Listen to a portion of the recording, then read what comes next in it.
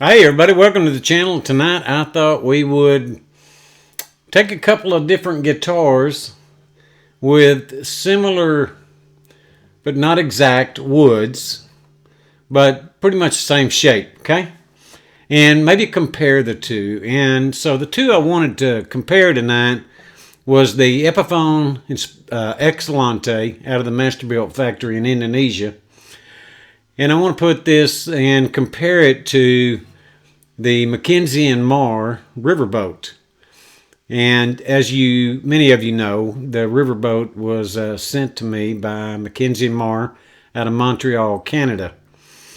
And so they're both very similar in shape, very similar in body woods, different neck woods. This Excellente has a maple neck with walnut inserts, okay? And the Mackenzie and Marr, I believe that neck is a mahogany neck. If it's not, I'll correct it. You'll see a little text floating up here somewhere. But it was as close as I could get in the square-shouldered dreadnought range for a good comparison. So the Epiphone Excellente has a Sitka spruce top, and it has oven call back end sides, and it's just one beautiful, beautiful guitar. It's probably the most highly appointed guitar that I think I own. And they're both very similar in price, by the way. I think the Excellente may actually be more expensive to buy these days than the Mackenzie and Marr. But I'll tell you, both these guitars are beautiful sounding to me, but I thought I'd compare the two because and somebody on the channel, you correct me if I'm wrong, I've said this before, but I did a little research on oven call, and if I understand it correctly, it's at least in the Rosewood family. So you're going to get that depth, that you would get the deeps out of a good Rosewood back inside guitar. And so I thought we'd just run through, just a few things to try to compare these two and see what you thought about the different sounds. Now, a lot of things affect how a guitar sounds, and many of you on the channel, you know that. The bracing is a big, big deal. How are they braced? And what style of bracing is it? So if there's forward shifting X bracing, there's traditional X bracing, there's all kinds of twists and turns on how X bracing is installed under the top of these guitars, which drives tone. That drives tone. The woods themselves drive tone. And so a lot of things play into it. And then you have all the intricacies. Is that a good way to say it? The nuances of the neck. How big the pick guard is on a guitar. Some people think that has a lot to do with it. The pins, the nut, the saddle, the fretboard, the bridge. All of these things have a tendency to add up to give a guitar its overall flavor and tone. Now, I can't believe that I didn't know that for a lot of years, but I didn't. And I'm not sure how much a difference the neck wood would make on a guitar, but I have to believe that it has, if you looked at 1 to 12 inches, it has to at least have an 1/8 of an inch impact, or a 1/16 maybe. It's small, but when you start adding up neck, pins, nut, saddle, bridge, that kind of thing, that all probably would feed into what creates that overall sound. But the big tickers that really impact sound on a guitar are all of this bracing up underneath the top of the guitar. Because when you think about an acoustic guitar and you think about an electric guitar, so an electric guitar, pickups and the amplifier, right? Those are the two things that, really impact the tone on the guitar. For the most part, the large part of it. Of course, the woods and the body and all that factors into it, I think, on a smaller scale. But think of your top on your acoustic guitar like an amplifier, and the bracing maybe as the pickups you're using. And that's how you can compare an electric to an acoustic if you're trying to figure out how do you get sound out of an electric, how do you get sound out of an acoustic.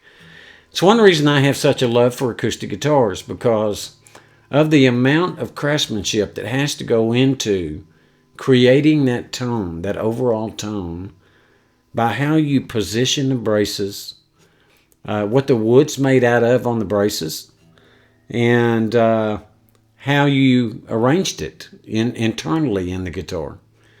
And of course, the back and sides, I think, obviously have an impact on the tone, but one of the largest contributors is the top. Now, this one's got a AAA Sitka spruce top. The Mackenzie and Marr has a Adirondack spruce top, and the Mackenzie and Marr has Rosewood back and sides. And so we don't have apples to apples, but we got really close to apples, maybe would be a good way to put it. The price is not that much difference, a few $100s maybe. Of course, I don't know, these may be going upwards of $2,000 now, these Excellentes, but they keep driving up in price from everything I've seen. I don't know if they still make them or not, to be honest with you, but they're phenomenal guitars, and they're just they're beautiful, are they not? I've never been a fan of this big headstock on these Epiphones. Okay, if you can see that, and I think you can. I like a little bit smaller headstock. I always felt like these were a little oversized, but hey, that was Epiphone's kind of trademark, right? So we're not going to rag on them for that.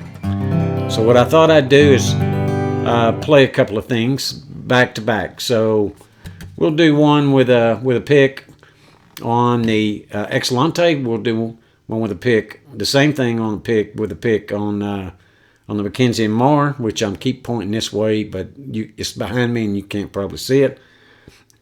And then we'll do a finger style on this one, and then we'll do a finger style on that one, same finger style. See what you think, and if you know, for some reason my statement about Ovencall is inaccurate, and Ovencall is not in the Rosewood family, well, let me know.